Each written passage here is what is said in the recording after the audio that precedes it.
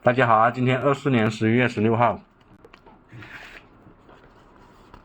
呃，这周的交易日完成了之后呢，我看一下，这个月还有2周的交易日，我们来看一下月 K，S&P 的月 K 的话，从这里看的话，这里会有一个低点，按这个规律来说的话，这个月也会有一个低点才对，但是没有发生啊，然后直接就涨了上去。然后呢，就跌到这里，这个星期呢收在 MA5 之上，所以下个星期还是看上的。我们说啊，这个指数啊要不要跌下来，要看两个，一个就是标普，一个就是 QQQ100。但现在标普的话还是在这里啊，还是 MA5 之上，所以还是安全的耶。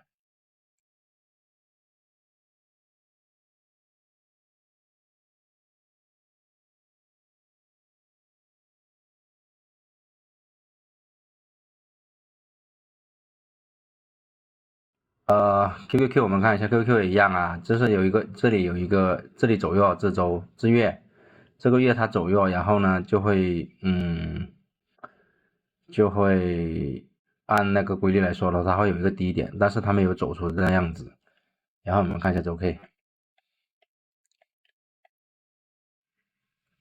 这个股市啊，我感觉啊，因为它现在的市值很高嘛，所以它还是要走，把那个空头释放出来，然后再走高的话会比较容易啊，然后才能看到534块钱这样子。然后来看一下周 K 的话，它是有跌穿了 MM5，但是跌穿了一点点而已，所以下周的话还是看涨的。现在看来还是看涨的，所以星期一、星期二的话呢，我还是会去做多的。这个 K 我们看一下，这个 K 的话，这个头头看到没有？然后在这个位置，然后它就涨上来了，所以还行的啦。我下星期我还是会做多的。如果跌穿这里的话，可能就要止损点咯。跌穿这里的话止损，然后再往下跌穿这里啊，在这里的地方的话，可能如果跌穿了，可能它就往下走了，大概还有4、5个点，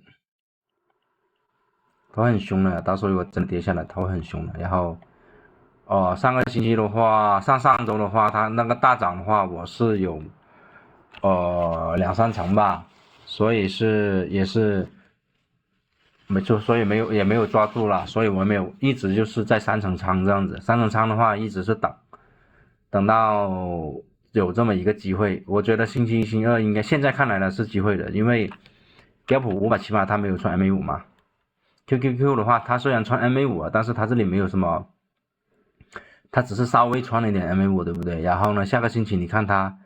盘前它就会有这个 MA5 的走向，就是五周的那个平均价，它会提前出来的，交易盘前它就会出来了，大概交易中的前5分钟嘛，它就会出来，所以这里要密切关注一下，然后看能不能做多上去。做多上去的话，利润空间也很大。如果是做对的话，你在这个地方的话上去的话，它就不会涨到这里了，它一般会突破到可能到520块钱左右吧。我是这么看的。如果它上去了是这样，如果不是的话，那就走这个了。还是上周预测的，它这个月弱，对不对？这个月弱的话，你看这里，我们看回7月的那个月，它收弱嘛，收弱的话，下一个月的话，它就会有一个低开，然后再回踩，低开然后再涨上来。涨上来之后，它也是涨一个点了，也还是弱，它要低，然后又再上来，所以这个说话，如果下周如果它还是往下跌的话，可能真的是会有一个低开，起码看到446块钱，暂时是这样子，但是下个星期一、二的话，我还是看涨的，因为那个你看那个 S&P 的话还是在上面嘛，然后我们再看一下美元跟日元的关系，那。美元对日元如果是走低的话，这个是我们来看一下，这个是7月8号，对不对？7月8号这个周它就收跌了，然后我们看一下标普QQQ 吧， 7月8号，那这里是7月8号，它就已经这周就已经收跌了。你看7月8号这里是收跌了，然后日元的这个地方7月8号，但是它7月8号已经提前就是有一个预测，就是说它就已经跌到这里了，你看到没有？7月8号它已经跌穿了，跌穿 M5， 它提前给出了信号。为什么呢？因为很多人呐，他去借那个日元去炒美股的，因为日元它是零利息的，他借了日元他去炒美股，如果它下跌的时候把它还回去了，就那么简单。所以呢，就是它有这么一个规律，但是它这个也是影响了其中之一啊。但是这个是可以看到的，但是现在呢，你看上个星期它是它是高开了，然后低走了一下，但是它还是收涨很多啊，收涨1点多，对不对？所以的话，下周你看盘周一周二的话，看它有没有跌穿，我估计是挺难的，所以我下个星期我还是会做涨的。